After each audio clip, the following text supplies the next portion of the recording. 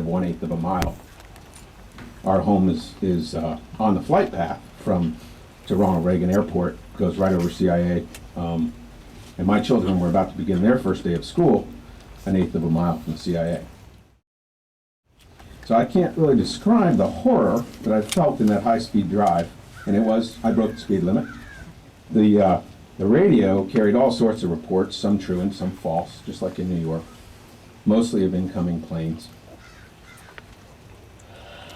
The brave souls on that plane that Ken mentioned in Pennsylvania, in Shanksville, those brave souls, they may have saved my children's life. That plane could have been heading for the CIA. I really don't know any other way to describe it other than to say it felt as if we were in a movie, like we were actors in a movie, because this couldn't be happening. There's no way. Well, my wife had a great idea. We would go to our golf club 40 miles outside the city where we could get landlines, see what's going on in television, and I could be in touch with government officials and industry leaders in New York. And it's a hike, but it was a good move. When I got there, I was able to talk to the White House, Federal Reserve, Treasury, talk to my general counsel in New York, and ensure that we were able to shut the bond market down in an orderly fashion. Later in the evening, once it was clear that no further attacks were impending, my family and I returned home. Now, the next day, when I arrived at my office, remarkably, all my colleagues were present, ready to help restart the bond market. And it wasn't going to be an easy task. Almost all the phone lines in New York were down. But we worked hand in glove with the White House and with Mayor Giuliani's office to identify key firms and key personnel in those firms that needed access to their offices in Lower Manhattan to restart the bond market. We began conference calls with hundreds of participants around the globe, and within 48 hours we had the bond markets back up and running. It was vitally important to me and to us that, notwithstanding the havoc that they wrought, for the blows they landed on a critical infrastructure of many banks, money center banks, big banks, and securities firms, notwithstanding that, the largest securities market in the world, the U.S. Treasury market, was back up and running within 2 days. Of course, no sooner than we began picking up the pieces.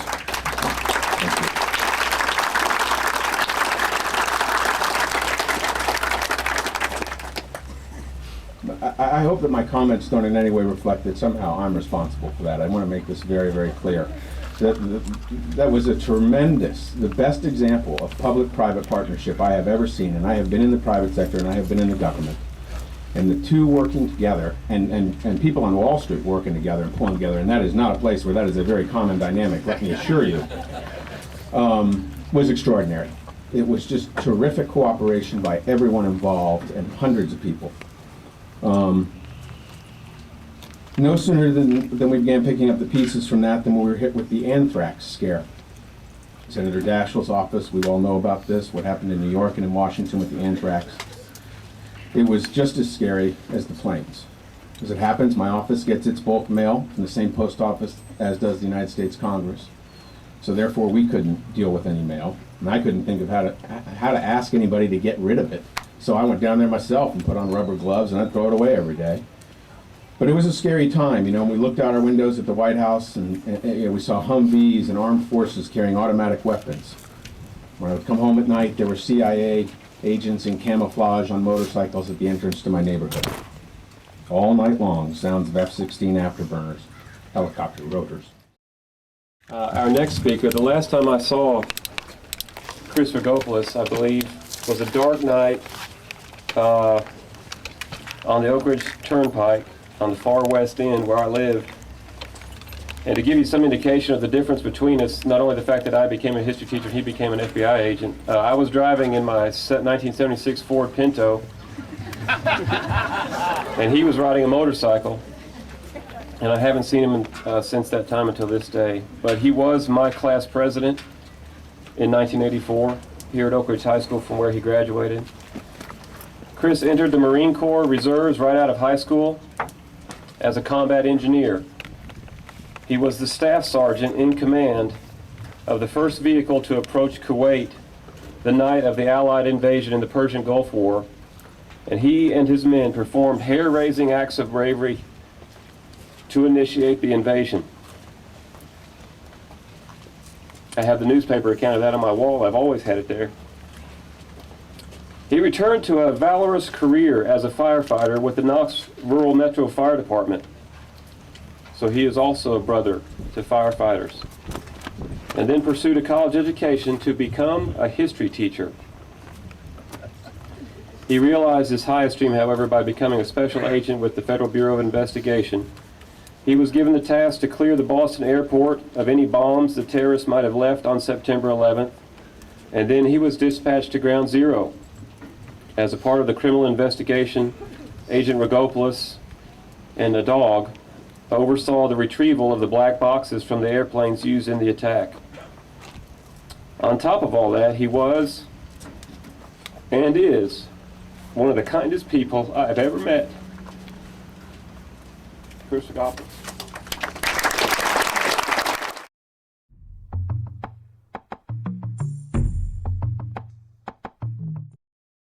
Good afternoon. What an introduction. I'll tell you, that's something else. Last time I saw Ken, he had hair like this, and my hair looked like his. So it's quite an honor to be here today and a privilege to speak to you. The last time I had the opportunity to address the Oak Ridge student body was January 5th, 1984 at graduation. And that night, everybody was leaving from Myrtle Beach, for their senior trip. And I was leaving for Paris Island for boot camp. So I'm glad I don't have to go through that tomorrow again, so that's a plus. Once again, it's my privilege and honor to be here to honor the memories of those who have passed in the attack. When Ken reached out to me in my office in Philadelphia, he asked if I would be available to come speak to you. And of course, this is the utmost importance.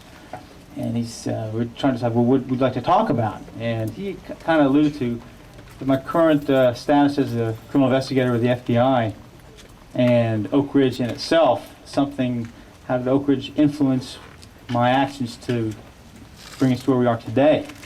And after thinking about it, that's a very easy thing to do. So I'd like to elaborate my personal perspectives on Oak Ridge, and hopefully, especially for the student body. You guys, you won't realize this for several years till you start looking back.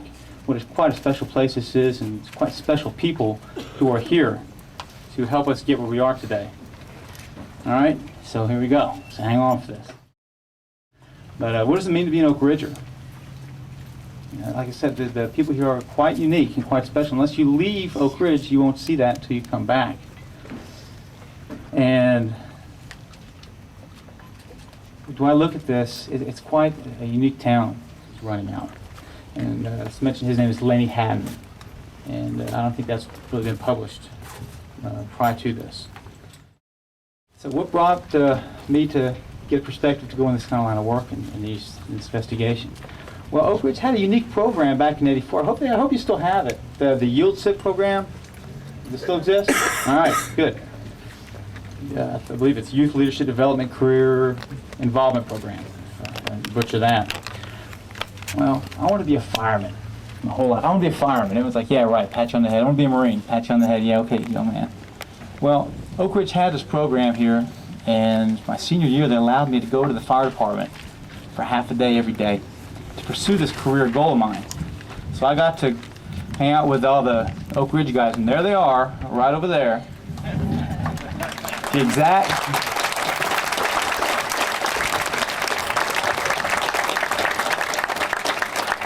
exact same guys, and they look exactly the same now as they did back then. So they're doing something right. Everyone will remember where you were on 9/11 for the rest of your life. You'll know exactly what you were doing that day. Well, in Philadelphia, I'm on a Joint Terrorism Task Force, and I run a special team. And we were fixing to do a WMD terrorist exercise that morning. I mean, like at 9 o'clock, they're going to respond. So everybody's in pre-staged, and then the call started coming in. Of course, we altered our plans. But I was dispatched to Boston, as it was said, and worked up there for about a week with my K-9 partner. And then they said I was going to join the rest of my team in New York at Ground